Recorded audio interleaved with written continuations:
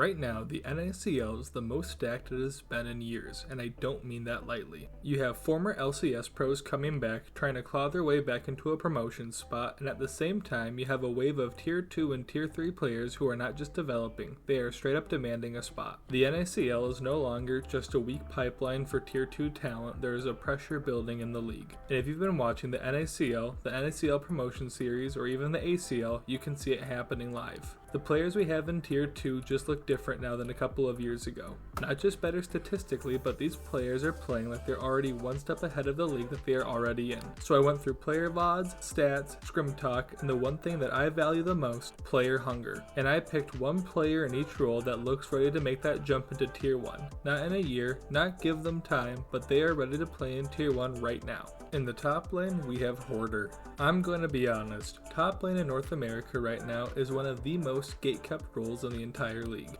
You either have long-term veterans or imports that teams default to because it feels safer to pick them. And then you have Hoarder on Supernova, just winning anyway. Hoarder is one of those players where if you actually watch his games, it's pretty obvious that he understands how to put pressure onto the map. Not only is he winning most of the lanes he goes up against, he's forcing more attention from the enemy team than the enemy team can afford to give to him. And then on top of that, he turns those leads that he generates in that pressure into something meaningful for his team. And that's the key difference between him and the rest of the league. While most of them are strong top laners, they just don't generate the same pressure and enact the same lead that Hoarder can do. And then you have to take a look at his champion pool. Cassante, Renekton, Rumble, all can be played at a high level by Hoarder. And let's be real, Rumble is a pick that even some of our LCS tops make look questionable on the big stage, and he is comfortable on the pick. And then you look at the carry side of his champion pool. He has won 11 games on Olaf in the NACL and lost only 2. That's not just strong, that is this game might be over in draft territory.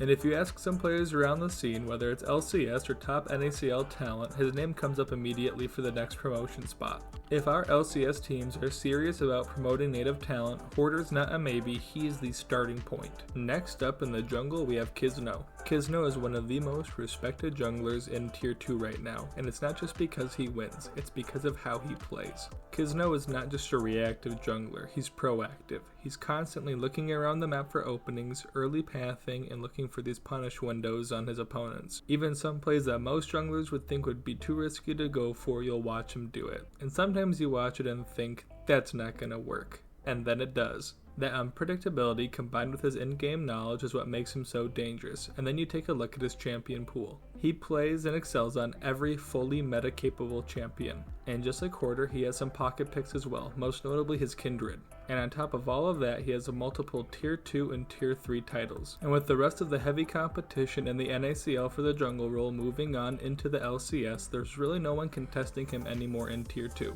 So if you're an LCS team looking for a native North American rookie, you can go the safe route, or you can take a shot on someone like Kizno, who might actually raise the floor and ceiling of your team.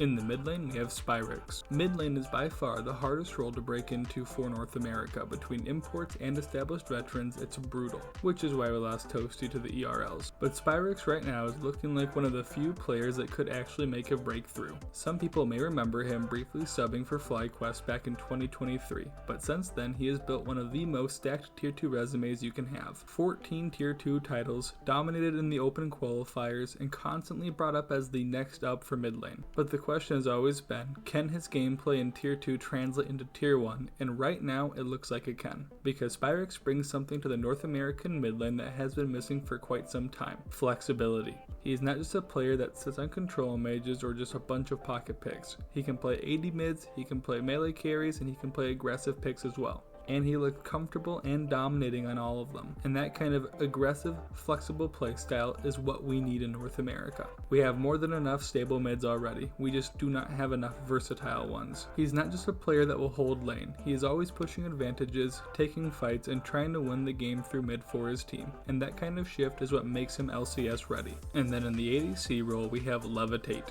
Playing for Supernova right now, he is one of the most fun players to watch in the NACL, and he plays perfectly in one of those hyper-carry styles. When the resources of the team are put into his hands, he delivers. His mechanics, his positioning, and his willingness to play aggressive all points to someone who wants to be that main win condition for his team. He can play other picks like Smolder and Ezreal, and that is important for his champion pool, but let's be real. If you're picking Levitate, you're picking him to put him on a carry pick.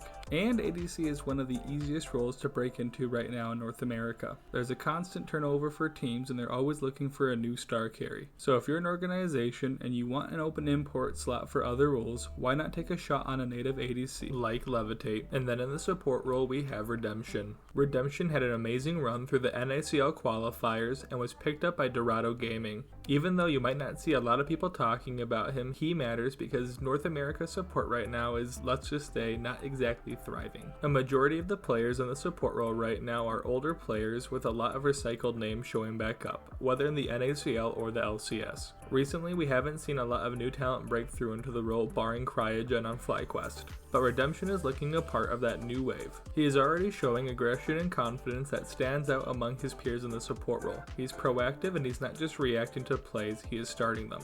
On top of that, he has a fairly deep champion pool, and that is something that even some of our veteran supports struggle with when meta shift. He might not be as safe as some of the other veteran support options, but if a team actually wants to invest in a young North American support, this is the kind of player that you just have to take a chance on. The kind of talent currently surging through the NACL is more than just a collection of impressive stats and wins. It's a representation of a fundamental shift in the regional ecosystem in North America. From the stage-ready versatility in Hoarder's top lane to Redemption's raw, untapped aggression as a support, these 5 players represent a perfect blend of experience and rookie hunger. For the last few years, the narrative surrounding North American League of Legends has been one of recycling veteran talent and relying on imports. However, this lineup of Hoarder, Kizno, Spirax, Levitate, and Redemption offers a compelling counter-argument. They have the champion pools, they have the mechanical ceilings, and they have those proactive mentalities required not only to survive in the LCS, but to revitalize it and increase viewership. If any LCS organization is truly committed to the long-term health of our region, the path forward is clear. The talent is scouted, the VODs are verified, and their hunger is noticeable. This is the next generation of our North American stars just waiting for the gates to the LCS to open. All that's left is for that tier 1 team to finally give them the stage that they've already earned. Thanks for watching. Make sure that if you liked the video to leave a like, comment, and subscribe.